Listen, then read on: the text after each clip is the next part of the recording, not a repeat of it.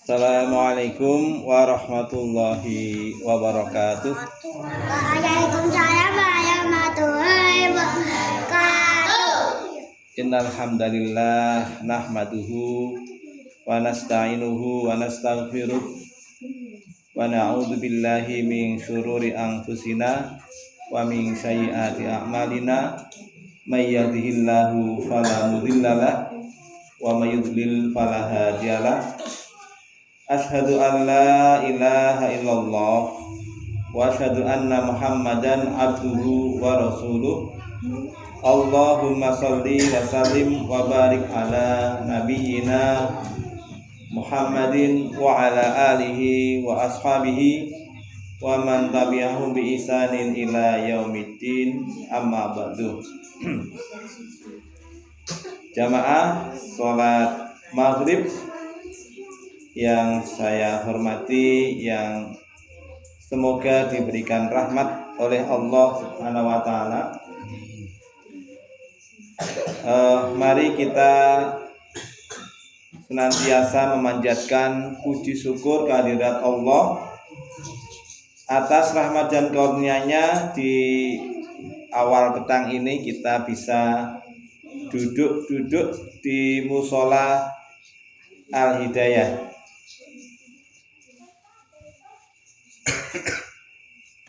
Dalam keadaan sehat walafiat, tidak kurang satu apa.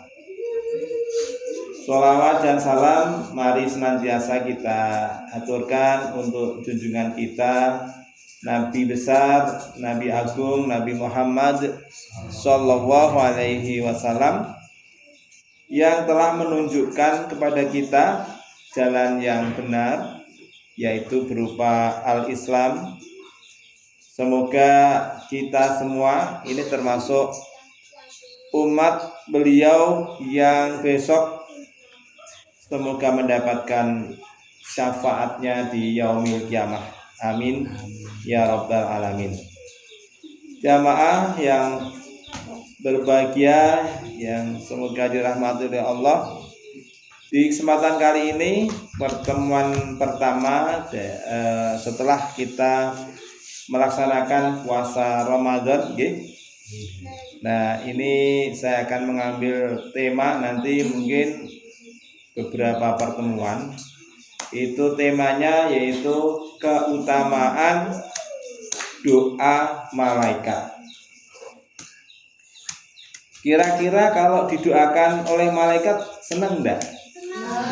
Seneng deh.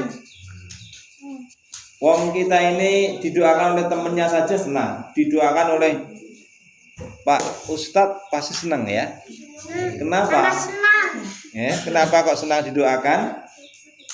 Karena doa itu mengandung suatu kebaikan. Apalagi di sini yang mendoakan adalah malaikat. Nah, mari kita sedikit mengenal siapa itu malaikat. Malaikat itu apa? Atau siapa? Malaikat itu adalah makhluk ciptaan Allah Subhanahu wa taala yang terbuat dari cahaya atau nur. Kalau manusia kan terbuat dari apa kita? Dari tanah, yaitu Nabi Adam alaihissalam. Nah ini. Nah malaikat itu diciptakan oleh Allah dari cahaya.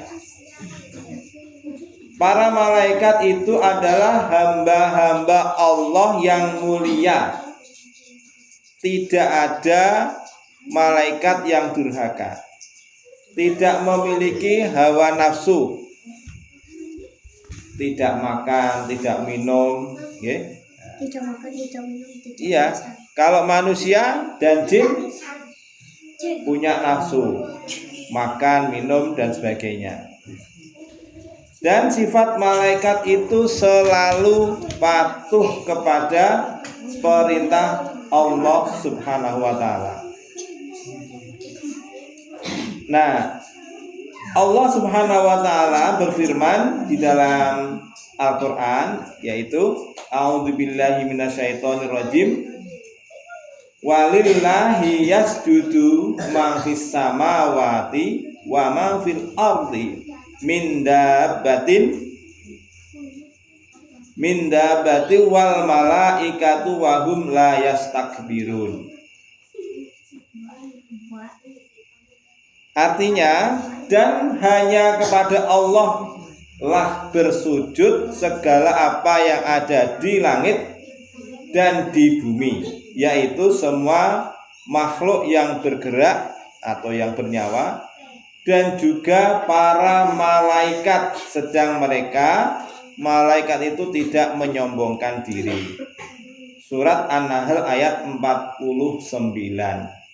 Jadi Bapak Ibu, adik-adik semuanya, dari ayat ini kita tahu bahwa semua makhluk itu bersujud kepada Allah dengan caranya sendiri.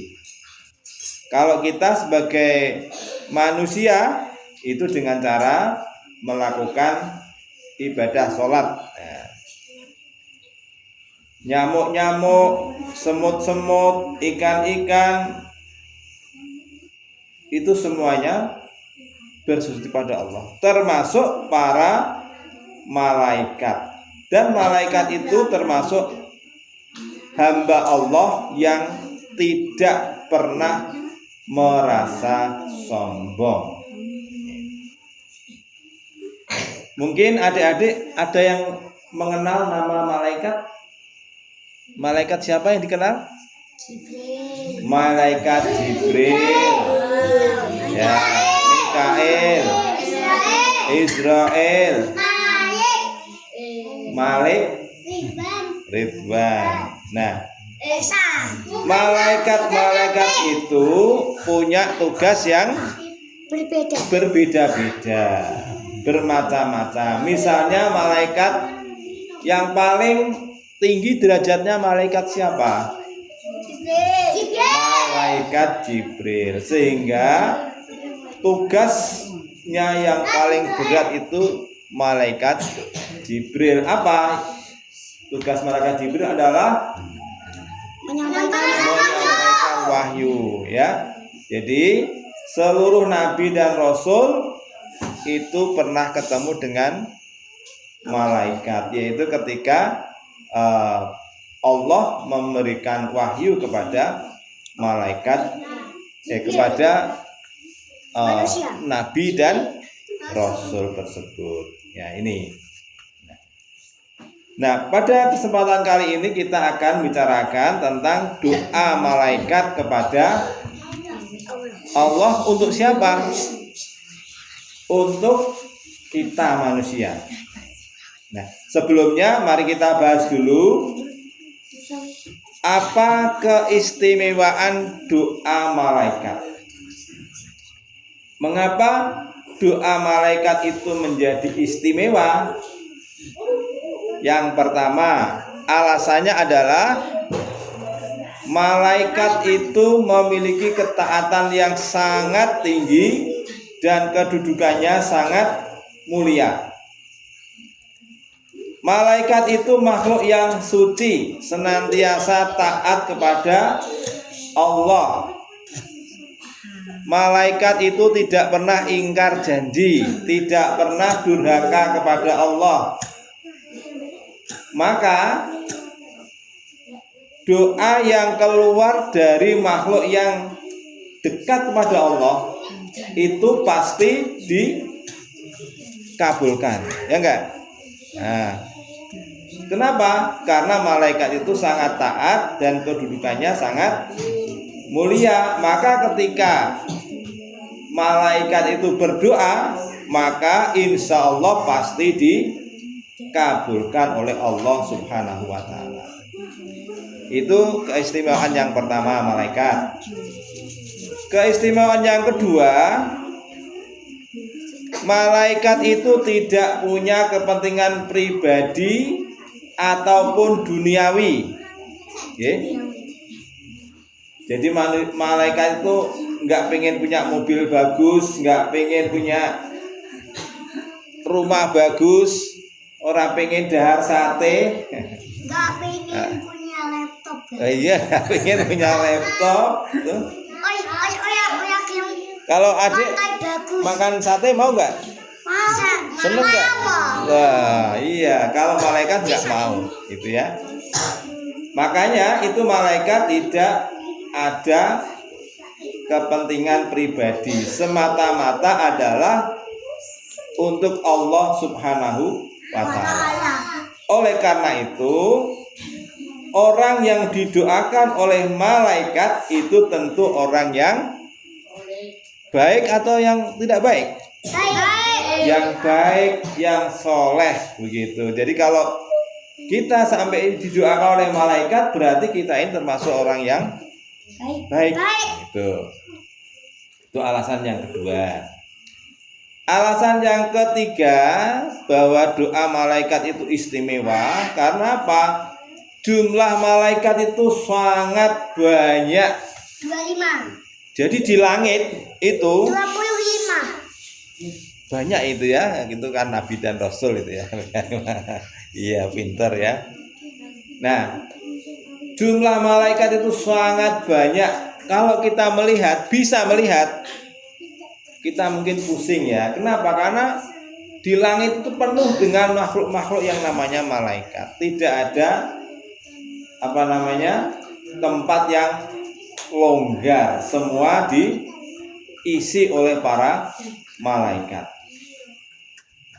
Sehingga kalau doa orang satu dengan orang 1000 kira-kira berbeda enggak didengar oleh Allah? Berbeda. Yang dikabulkan kira-kira 1 orang atau 1000 orang? 1000 orang, insya Allah begitu. Nah, kemudian yang keempat, keutamaan yang paling utama yaitu apa? Doa malaikat itu dikabulkan oleh Allah Subhanahu wa Ta'ala.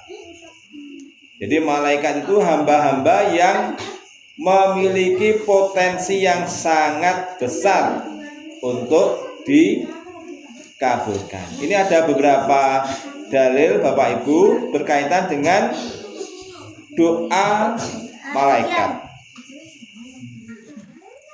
Di dalam surat Al-Ahzab ayat 43 Allah berfirman, "Huwallazi yusolli 'alaikum wa malaikatuhu liyukhrijakum minadh-dhulumati ilan nur wa kana bil mu'minina rahima."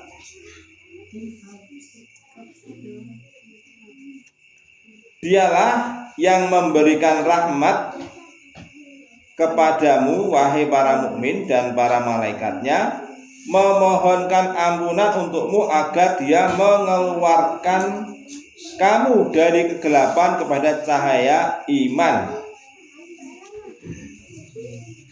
dan dia maha penyayang kepada orang-orang yang beriman.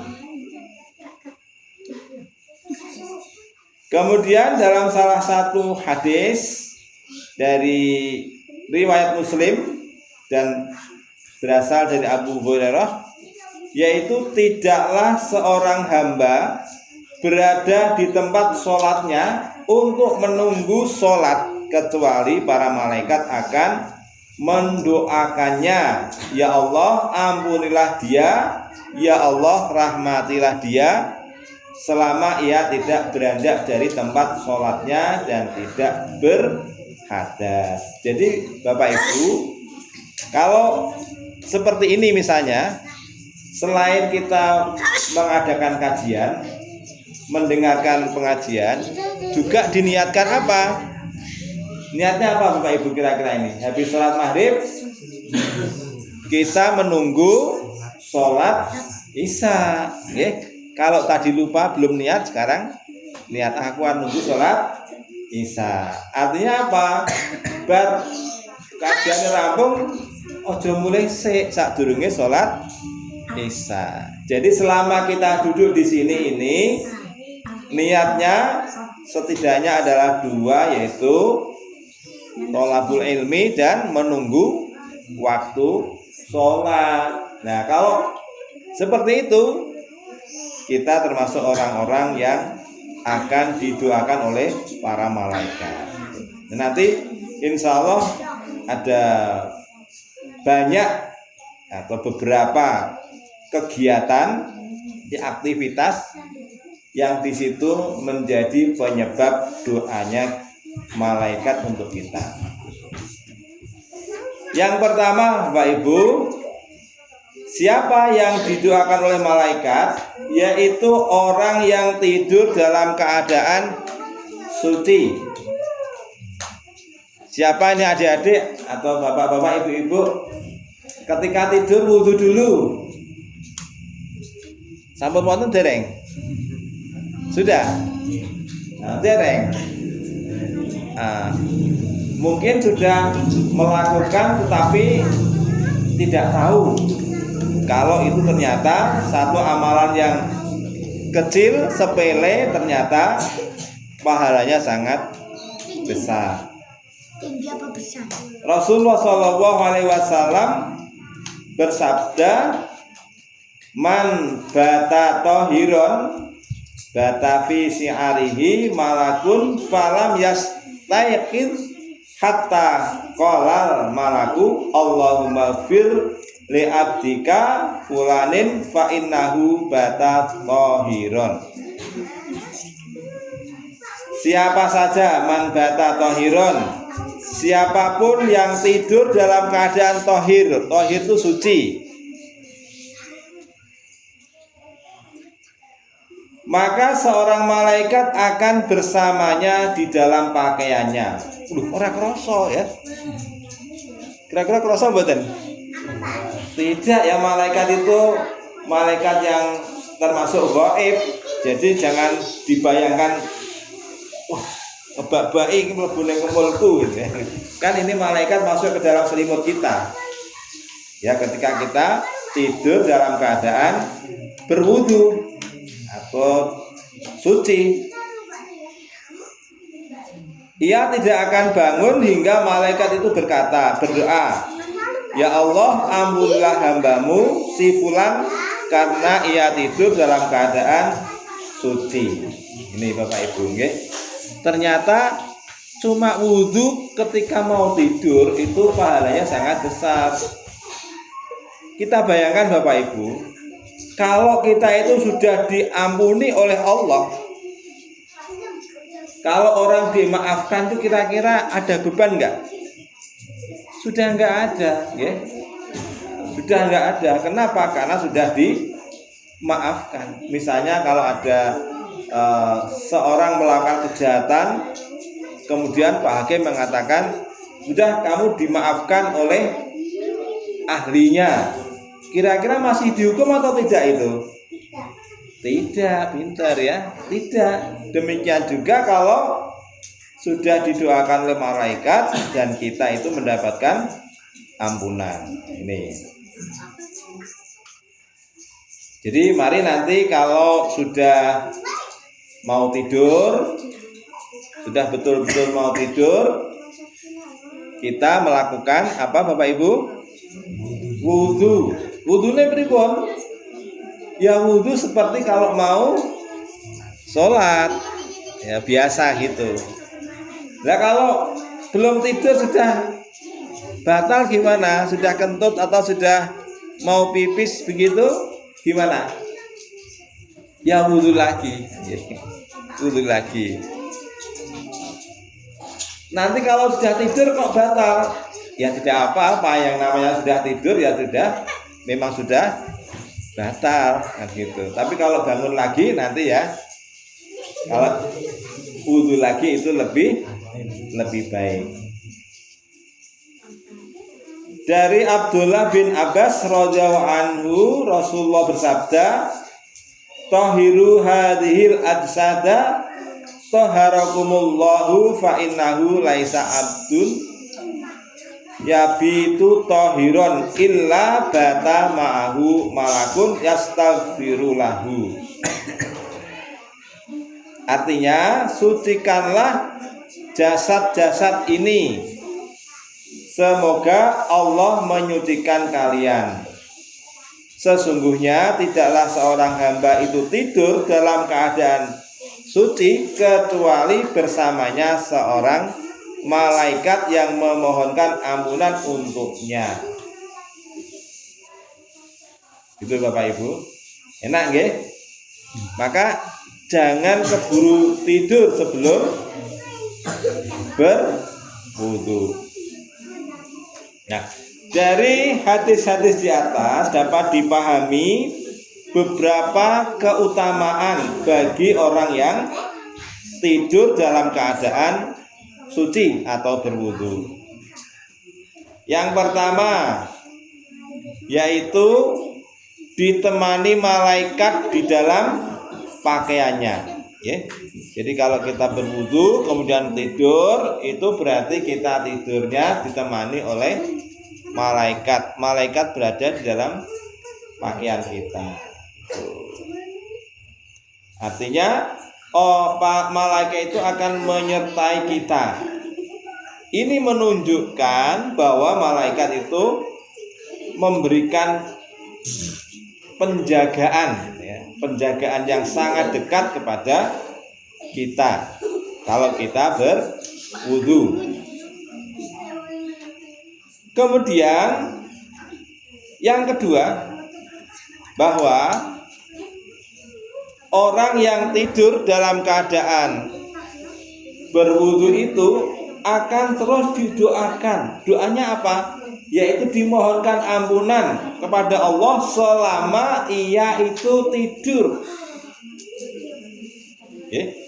Selama tidur didoakan, Allahumma firlahu, Allahumma rahmatilah, ya, rahmatilah hamba ini, ampunilah hamba ini, sampai dia itu bangun. Dan doa malaikat itu memiliki nilai keberkahan yang sangat besar dan tentunya adalah sangat mustajab. Kemudian yang ketiga keutamaannya yaitu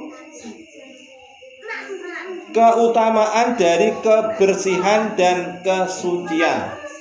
Jadi Bapak Ibu, agama Islam itu sangat menjunjung tinggi berkaitan dengan kebersihan dan kesucian, baik lahir maupun batin. Tidur saja diatur, yaitu hendaknya dalam keadaan menjaga kesucian. Jadi tidak hanya mau tidur sikatan terus sabunan, tangannya dibersihkan, tidak sekedar itu, yaitu juga baik. Itu hanya menjaga kebersihan dari kotoran saja. Nah, kalau berwudu itu menjaga dari hadas, ya, sesuatu yang lebih tinggi derajatnya daripada hanya sekedar bersih saja. Kemudian yang keempat, yaitu akan mendapatkan ampunan dari Allah Subhanahu wa ta'ala. Jadi orang yang tidur tadi mendapatkan ampunan. Kenapa? Karena doa dari para malaikat. Diharapkan Allah Subhanahu wa ta'ala akan mengampuni dosa-dosa orang yang tidur dalam keadaan suci. Ini adalah satu karunia yang sangat besar Bapak Ibu.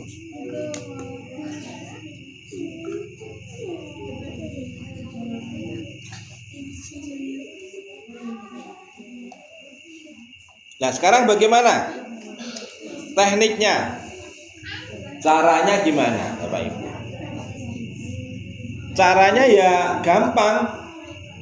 Cara tidur agar dalam keadaan suci yaitu sebelum tidur kita berwudu.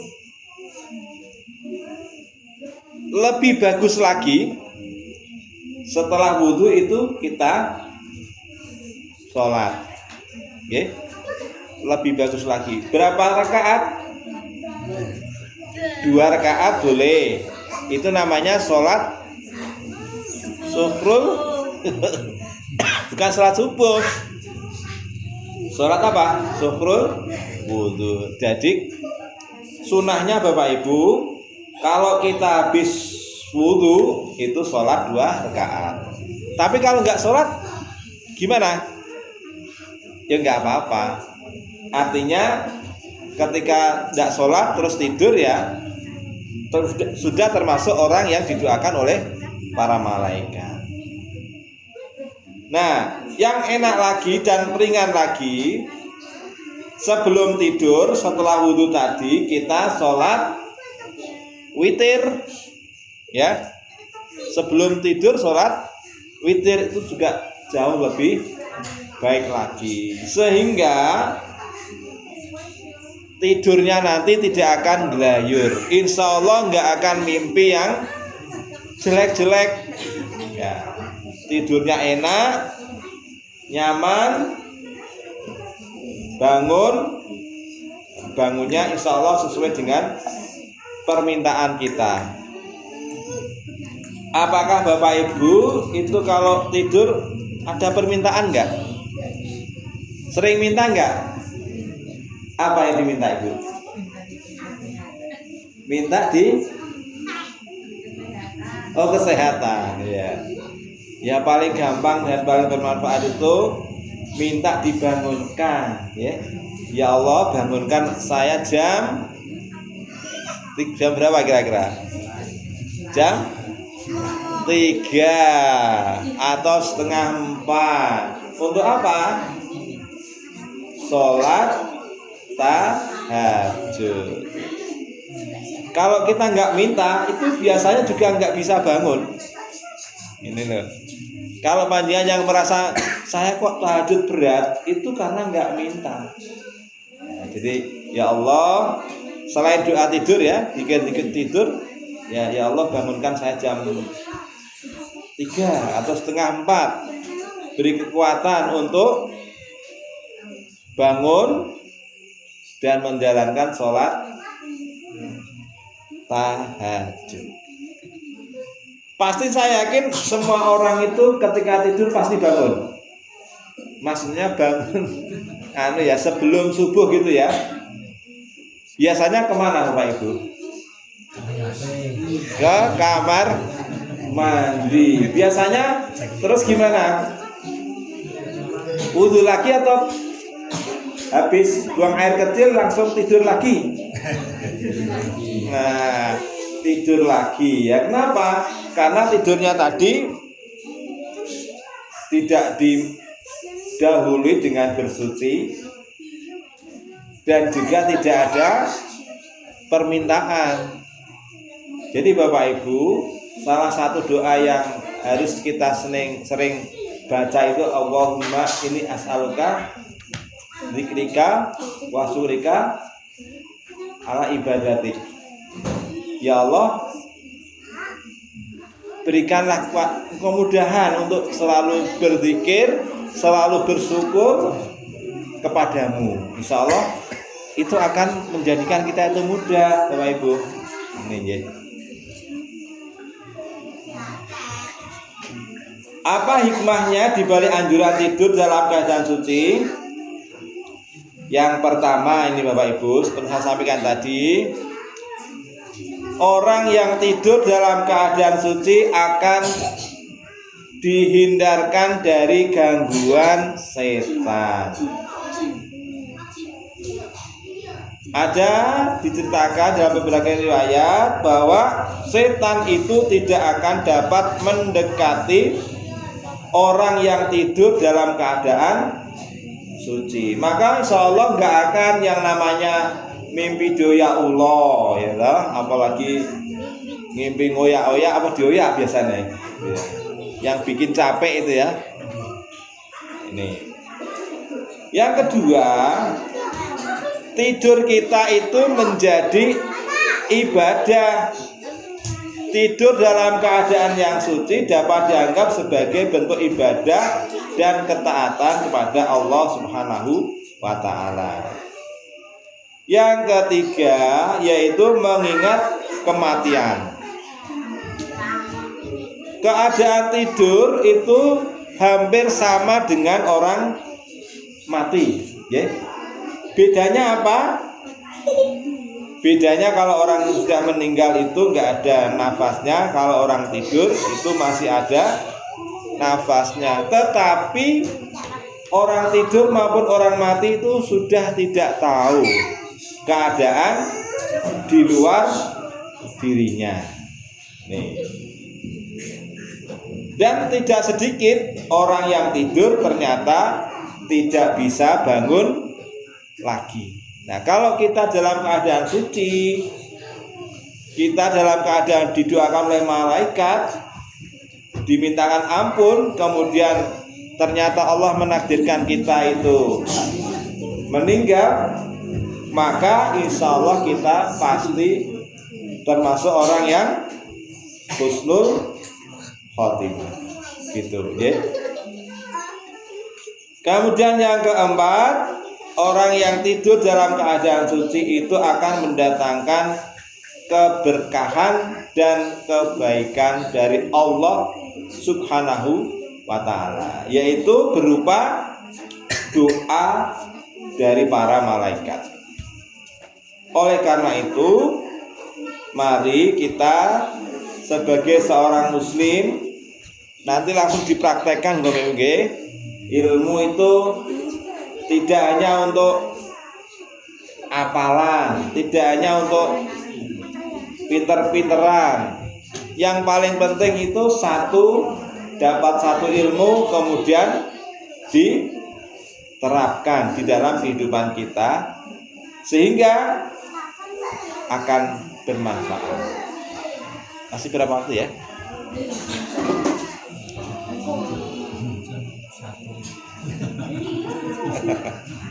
Kalau masih ada, kita lanjutkan. Yang kedua, orang yang menunggu waktu sholat. Jadi orang yang didoakan malaikat itu adalah orang yang menunggu waktu sholat. Dikatakan salah satu hadis dari Abu Hurairah, ala adullakum ala ma yamhu bihil khotoya wa yarfa'u bihid darajat. Qalu bala ya Rasulullah. Qala isbahul wudu'i alal makarihi wa kasratul utta ilal masajid wa intidharus sholati ba'das sholah fadzalikumur ribatu fadzalikumur ribatu fadzalikumur ribatu. Ini hadisnya, ini saja mungkin ya.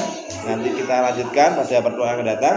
Tapi hadisnya begini: maukah kalian aku tunjukkan sesuatu yang dengan Allah menghapuskan dosa-dosa dan mengangkat derajat-derajat? Mau enggak Bapak Ibu? Nah, para sahabat seperti panjenengan ini, mereka yaitu para sahabat menjawab, tentu wahai Rasulullah. Jadi kalau ada tawaran kebaikan itu panjenengan langsung siap, ngoten nggih. Karena sahabat-sahabat Rasulullah ngoten niku, apakah kalian mau saya beritahu amal yang ringan pahalanya besar, misalnya begitu? Mau ya Rasulullah, pasti begitu, nggih. Beliau bersabda, yaitu menyempurnakan wudhu meskipun dalam keadaan sulit, memperbanyak langkah menuju masjid, dan menunggu sholat setelah sholat. Jadi Rasulullah mengingatkan untuk menyempurnakan wudhu. Jadi kalau wudhu jangan cepet nggih, harus pelan-pelan, ora prut. Ngoten nggih. Harus pelan. Di gosok-gosok misalnya wudhu kamu ini ya. Ya agak lama dikit mengumuminya di dalam mulut baru keluarkan. masukkan lagi. Ojo. Kebanyakan kalau kita melihat orang wudhu itu airnya mengalir deras, wis plak biasa. Tangan juga begitu gitu ya. Itu namanya wudhunya enggak sempurna. Selalu yang namanya sempurna di dalam kita beragama itu melakukannya tidak tergesa-gesa, apa saja Bapak Ibu. Oke, apa saja itu tidak tergesa-gesa. Itu aturan agama kita. Jadi yang pertama, perintah Rasulullah itu menyempurnakan wudhu meskipun dalam keadaan sulit. Loh, wudhu kok sulit, angel men?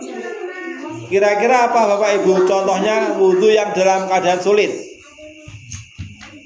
Yaitu airnya dingin banget, misalnya. Dan di sini nggak begitu dingin. Coba bandingkan nanti suatu ketika misalnya pergi ke gunung, Getasan, apa di Wonosobo, nyas gitu ya mau tuh. Nah, kalau kita bisa menyempurnakan meskipun sulit, nah ini termasuk akan dihapuskan dosanya dan diangkat derajatnya. Yang kedua yaitu memperbanyak langkah menuju masjid. Jadi kalau panjang jalan ke tempat sholat itu langkahnya ombo-ombo napa ciut-ciut?